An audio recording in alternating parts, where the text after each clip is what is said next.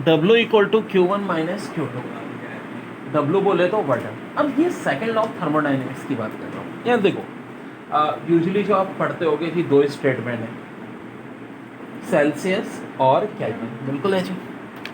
दोनों की वर्डिंग अलग है, लेवल अब आप एक है। देखो, hot body to cold body तो हीट फ्लो करती है। सेकेंड लॉ ऑफ थर्मोडाइनमिक्स में ये बात कही जाती है कि cold body to hot body भी हीट फ्लो कर सकती है, लेकिन किसकी सूरत में? एक्सपेंडिचर ऑफ वर्क या एक्सपेंडिचर ऑफ एनर्जी की सूरत में। अब इसकी बेस्ट मिसाल है रेफ्रिजरेटर। जब भी फ्रीजर आप खोलते हो क्या होता है? ठंडी हवा आपकी तरफ आती है, बाहर गर्मी है ना। अक्सर औकात होता है ना, रोज़ा लग रहा होता है तो फ्रीजर खोला, ठीक है, ठंडी ठंडी हवा ले ली, ठीक है, जायज़ भी होगा, करते हैं ना। तो ये ठंडी हवा फ्रीजर की जो आ रही है, कैसे हमारी तरफ आ रही है?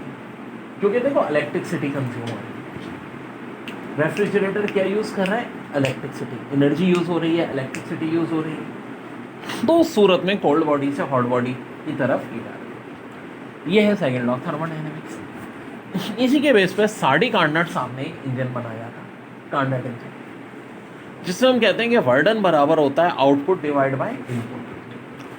और आउटपुट जो है वो हमारा वर्डन हो गया, Q1 हो जाएगी हमारी हीट सप्लाई, और Q2 होती है हीट रिजेक्टेड। W बराबर होता है Q1 माइनस Q2। अब मैथ्स के लॉ के तहत W की जगह हम Q1 माइनस Q2 लिख सकते हैं, अपॉन में Q1। अब ये जो Q1 है इस Q1 से भी डिवाइड होगा, 1 आ जाएगा, यहाँ से भी होगा, Q2 अपॉन Q1 आ जाएगा। अब देखो, जितना छोटा होगा ये Q2 अपॉन Q1 फैक्टर, जितना डिक्रीज होगा एफिशिएंसी क्या होगी, उतनी इंक्रीज होगी। वेल, अब बड़ी अहम बात हो गई वो ये कि Q2 अपॉन Q1 इक्वल किसके होता है? T2 upon T1। ये बड़ी अहम रिलेशन है, न्यूमेरिकल बहुत आते हैं इसमें। और E बराबर हो जाता है 1 माइनस T2 अपॉन T1 के। वेल, अब T2 अपॉन T1 जितना डिक्रीज होगा तब भी एफिशिएंसी इंक्रीज होगी। क्यों मैं ऐसा कह रहा हूँ? देखो, ये फैक्टर छोटा होगा तो लाजमी बात है एफिशिएंसी क्या हो जाएगी? बढ़ जाएगी। वैसे सेम यहाँ एफिशिएंसी बराबर है 1 माइनस Q2 अपॉन Q1 के, तो Q2 अपॉन Q1 छोटा होगा तो भी एफिशिएंसी इंक्रीज होगी। ठीक है जी, यहाँ तक नोट डाउन कर लें। एफिशिएंसी के लिए फार्मूला होता है T1 minus T2 divide by T1 into 100। अब देखो, T1 से मुराद यहाँ है सोर्स का टेम्परेचर, यानी हॉट रिजर्वायर का टेम्परेचर, और T2 से मुराद होती है कोल्ड रिजर्वायर का टेम्परेचर, यानी सिंक का। अब ऑब्वियस ही बात है, इसमें यही कहा जाता है कि T1 जितना ज़्यादा हो और T2 जितना कम हो, उतनी ज़्यादा एफिशिएंसी ज़्यादा होगी। T1 यानी कि सोर्स का टेम्परेचर ज़्यादा और T2 यानी सिंक का टेम्परेचर कम हो, एफिशिएंसी ज़्यादा होगी। देखो, न्यूमेरिकल जब आएंगे तो T1 की और T2 की वैल्यू दी हुई होगी और आपको क्या कहा जाएगा? एफिशिएंसी निकालना। ये भी होता है बाज़ वक़्त कि एफिशिएंसी दे दी जाती है और T2 या T1 में से कोई एक वैल्यू पूछने को दे देते हैं। तो ये है सिचुएशन भाई। इस बड़ा अच्छा सवाल है। Carnot engine were between 50 to 200 degree centigrade efficiency of Carnot engine. ऊपर तो इन दोनों का डिफरेंस लेंगे 150, नीचे टेम्परेचर जिसमें हम 273 प्लस करेंगे 473 इंटू 100।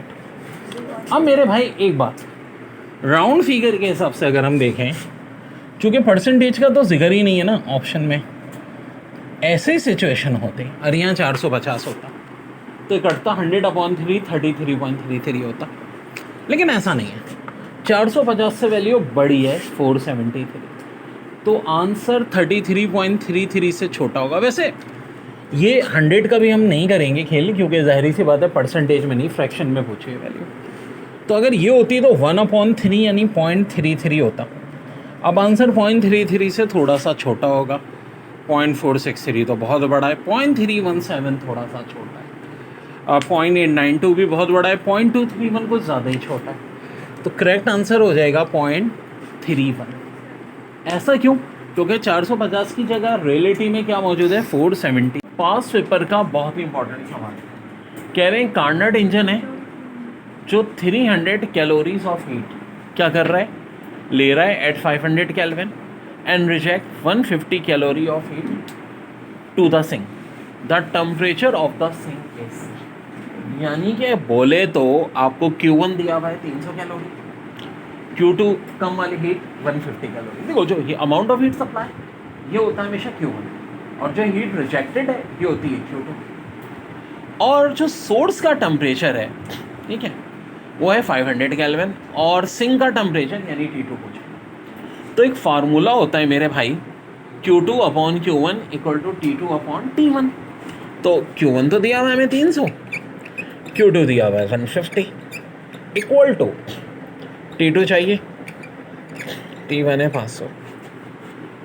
सो मैथ्स का रूल के तहत हम यहाँ पे सॉल्व करेंगे। एक मिनट, मैंने गलत किया है, यहाँ T2 ऊपर आएगा ना Q2। सो ये 150 और ये 300। ओके डेरा, बहुत आसान है। 150 कटेगा 300 से, नीचे 2 बचेगा और ये 500 इधर डिवाइड है, उधर जाके मल्टीप्लाई। 500 को 2 से डिवाइड कर दीजिएगा, फाइनली T2 आ जाएगा 250 kelvin. An ideal heat engine operates in Carnot cycle between temperature 227 to 127 degrees centigrade. It absorbs 600 joules of heat energy. Find energy and burden. So well, बड़ी अहम बात, जो amount of heat supply Q1 600 joules, T1 source का temperature है 227 degree यानी 500 kelvin, T2 sink का temperature 127 degree यानी 400 kelvin. हमें अच्छी तरह पता है एफिशिएंसी होती है T1 minus T2 upon T1 into 100। या T1 की, T2 की और T1 की वैल्यू पुट करो तो एफिशिएंसी आ जाएगी 20%। कोई इतना मुश्किल काम नहीं है, बहुत करें इस तरह के न्यूमेरिकल अपने। अब वर्डन बराबर चाहिए भाई, तो देखो अमाउंट ऑफ हीट सप्लाई 600 है, 600 का 20% निकाल दो, ये आ जाएगा 120 जूल। पेपर में बहुत बार रिपीट हुआ सवाल, it is impossible to drive a continuous supply of work by cooling body to a temperature lower than that of the coldest of its surroundings. This is the statement of क्या law of heat summation, first law of thermodynamics, Hess law of heat, constant heat summation, second law of thermodynamics जिसको Celsius statement भी कहते हैं, या second law of thermodynamics Kelvin. देखो एक बात ध्यान में रखो, दोनों ऑप्शन है, second law of thermodynamics kelvin, second law of thermodynamics Celsius. तो ये बेसिकली स्टेटमेंट है second law of thermodynamics kelvin. अगर केल्विन या सेल्सियस का ऑप्शन ना हो, हम खाली सेकेंड लॉ ऑफ थर्मोडाइनमिक्स कहेंगे। क्या बात बोली थी, it is impossible to drive a continuous supply of work by cooling body to a temperature lower than that of the coldest of its surrounding। ठीक है, देखो बेसिकली